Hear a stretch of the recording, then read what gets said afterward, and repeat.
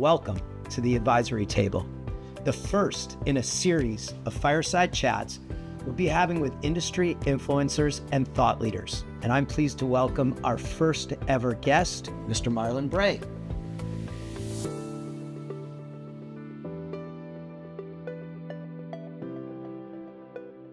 You know, you're very well known for your LinkedIn presence. It's an extremely, I think, important industry tool. It's developed into, in particular, some of the articles and the influence you have on a lot of the, let's call them the market machinations in relation to affordable housing, construction costs.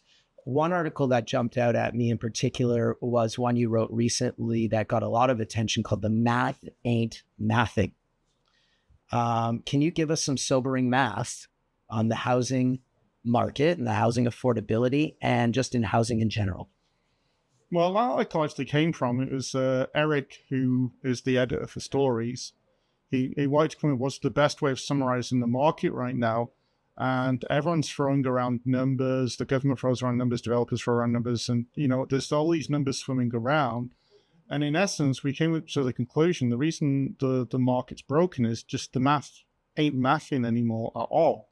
And that's when you look at the housing promises made at either municipal level, federal level, or provincial level, we're not hitting any of those. So the math doesn't match the rhetoric at all. If anything, it's off significantly. And the same idea then when you look at costs and the discussions that go around taxes and fees. So if you're looking at condo, tax and fees being 25 to 30% of the cost, that seems to be very coincidentally almost the difference between resale and new. So the challenge we have is that when you look at the premise we wish to increase housing production, the math of that promise doesn't match the math of the reality of trying to make it work, in that you have to make a profit or at least make some form of margin or return in order to build housing, and that margin doesn't exist anymore. Therefore, no matter what's promised, the market grinds to a halt. No matter what is approved, the market grinds to a halt. So realistically, if you look at pro forma level at housing starts, housing completions, and you looked at every single piece of math, there's not a single one of them that's working with what we're trying to achieve as a goal, which is housing affordability.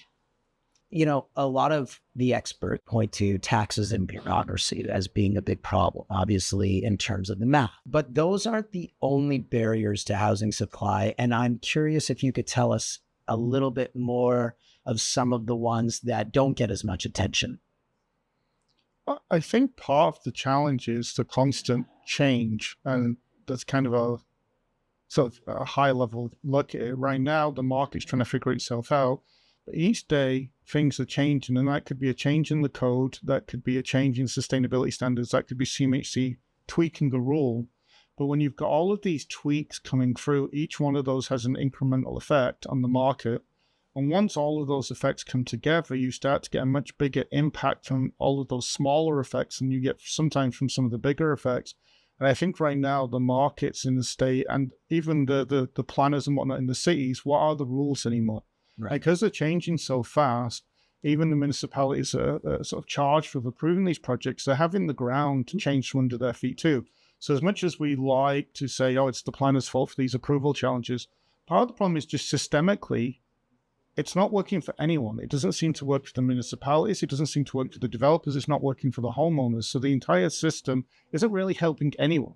And again, we can talk about taxes and fees. That's probably an indication of a broken tax system versus a broken housing system. And I think that's part of the challenge we've got is the funding in Canada doesn't work anymore. And how that funding works between federal, provincial, municipal doesn't work anymore.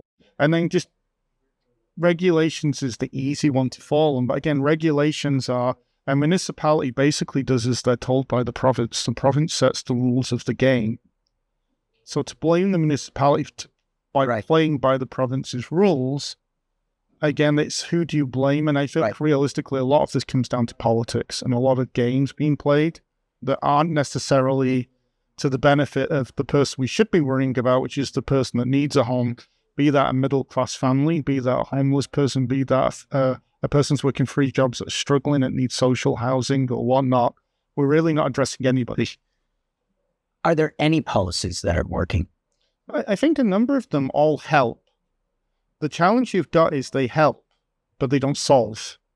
And I think the big problem we've had is there's a lot of celebrations about little achievements, and that sort of turns the whole thing into each small increment now gets a lot of news as if it's this magnificent lack of honor. But they're not going to solve the problem. The problem is so big that even though each policy generally helps a little bit, everything in Bill 17, or the majority of it, helps a little bit. The problem is we're trying to solve a problem, not help a problem. And those increments aren't able to move the market in its current state because it's so bad. So I think the efforts of the Liberals should be applauded. The efforts of the Provincial Conservative Party should be applauded. And even to a degree, the City of Toronto's got some good ideas within, some crazy ideas, but there's some good ideas in there. But when you combine them all together, they're not going to solve the problem. So it's how do you solve that bigger problem? So, which leads into my next question. I mean, we reached an inflection point where really the only real solution to this problem is a private solution.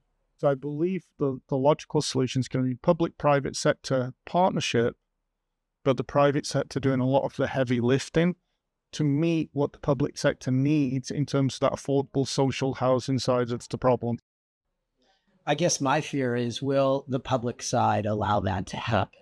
And hopefully we get to a point where, they throw their hands up and they go, well, okay, maybe you guys have a solution. Well, it was interesting because it was Canada Builds, I believe, was Carney's idea. At the Land Development Conference last week, I spoke to a number of people, and it's just not needed. It doesn't add anything. It's just yet another complication. Right. And the challenge you have is, despite the best efforts, and they genuinely are trying, was it Build TO came out with the 1920 sites originally. I think only one of them's under construction. They started in 2019. Right. So again, it's not a lack of good intention. It's execution and getting out of your own way. Right. And then if you're on the public side, you answer to so many stakeholders. It's overly bureaucratic. It's bogged down. The people want to do well are trapped. Yeah. And it's not, again, the individuals aren't capable, aren't talented. It's that the individuals are trapped in a system that's been made around them. In fact, they're trying to work in an insane asylum and get stuff done. And I almost feel sorry for a lot of them. And again, I've dealt with people from TCAC, wonderful people are trying to get a lot of stuff done. There's only so much money to go around, and they often get shafted with whatever's left over, so to speak. So I guess the next question, really, I want to know what your outlook is for the next few years on the market, on housing in particular, affordability. But I guess the more specific question is, are we sleepwalking ourselves into a bigger crisis due to the lack of starts today? 2 years from now, 3 years from now, what we're doing today affects 2 years from now, 3 years from now. Are we sleepwalking our way into a much bigger crisis? 100% yes. And we started sleepwalking in 2022 when it was evident where we are now was going to happen now.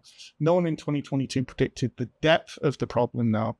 But what was going to happen now was very, very clear. It's just, as I said, a lot worse.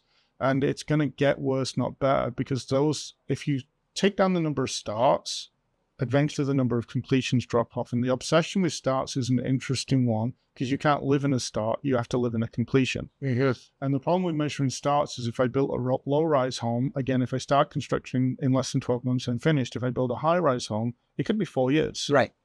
So if I start 100,000 high-rise and only 1,000 low-rise, those low-rise are available next year.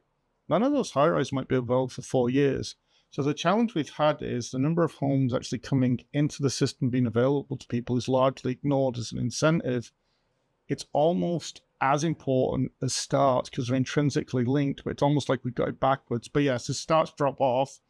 In essence, if you're a homeowner, it's going to be wonderful news for you because house prices are highly likely to increase. If you wish to buy a home, move to Alberta or Texas. Marlon, thank you for doing this. Oh, no problem. I really appreciate it.